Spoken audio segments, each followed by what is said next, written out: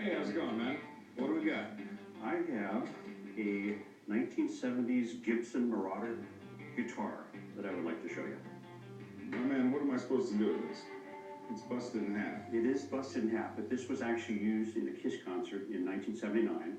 And this is the guitar that Paul Stanley used at the end of the show, where he swings it, tries to break it. This one, however, stayed mostly whole.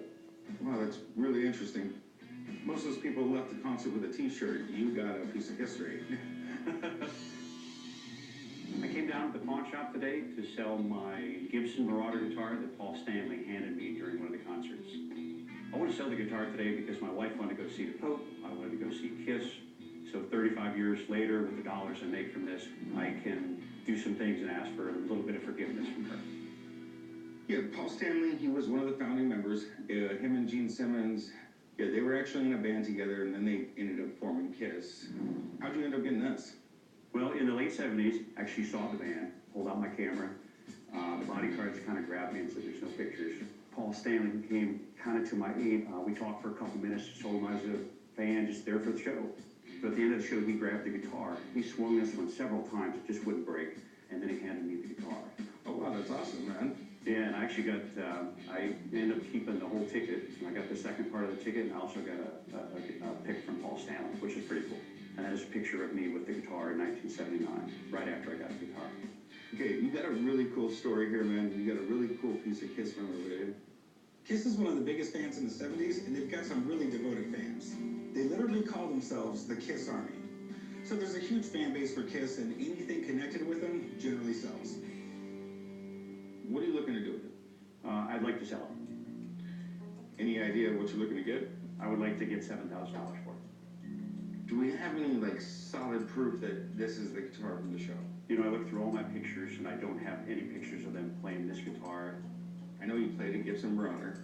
I know he did this, in a bunch of shows. I I don't know if it's worth $7,000 or not.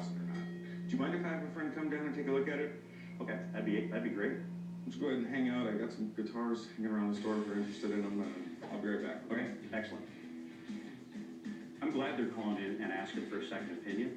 I've seen what some of these guitars go for online, and I'd love to get this opinion. Guy came out with a broken guitar that he claims was smashed by Paul Stanley from Kiss. I really want to believe this guy's story, but if I trusted everybody that walked through this door, I'd be out of business. So I called in Jesse to see if he can authenticate it.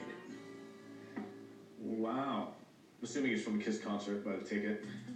Yeah.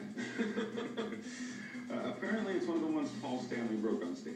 Oh, that's pretty cool. He's kind of known for that. There's actually a whole website dedicated to the guitars he smashed. And the guy that does the website estimates 1,596. There's something crazy like that he smashed. Kiss memorabilia is extremely collectible. There is a huge market for Kiss stuff, from memorabilia down to the dolls and action figures and stuff that they made of the band. So seeing a guitar that was smashed in the heyday is pretty awesome. What year? What year did you say? 1979. Dynasty tour. It was a fun show. Yeah, Paul actually did this quite a bit. This was his thing. And the Gibson Marauder was usually the victim. You mind if I take a look at it real quick? No, please. Yeah. It says 79 for sure, so that's right. Look at that. They probably wanted it to explode when it hit the ground. They pre-cut the guitar so the neck could break, and it didn't. Oh, that's very rock star. So here's my deal. He's got pictures of the concert, him holding the broken guitar. No, We got the concert ticket and a pic. mm-hmm. Feels like something's missing to kind of guarantee it here. What are you thinking? There's no doubt in my mind that this was Paul Stanley's, and it was broken and stuff like that. But you got to look at it from when you're selling stuff as memorabilia and collectibles. These guys want everything, all the ducks in a row.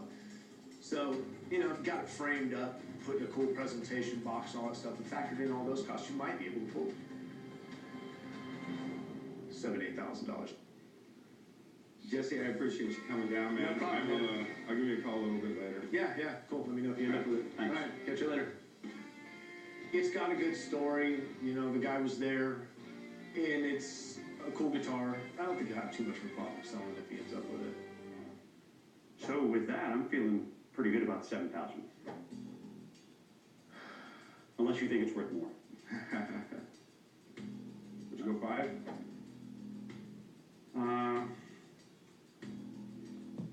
That is a good offer.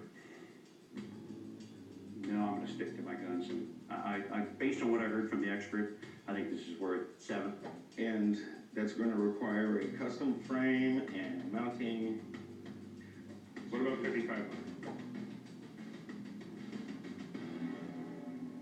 You know, I think I'm gonna pass. All right, well, if you're gonna pass on it, my man, it's your prerogative, and I'll always here. If you change your mind, please bring it back. All right, very good, thank you. I walked in here with the least amount that I would take is 5,000, but after I heard the opinion of the expert, something told me I could probably do better. I can only hope that my wife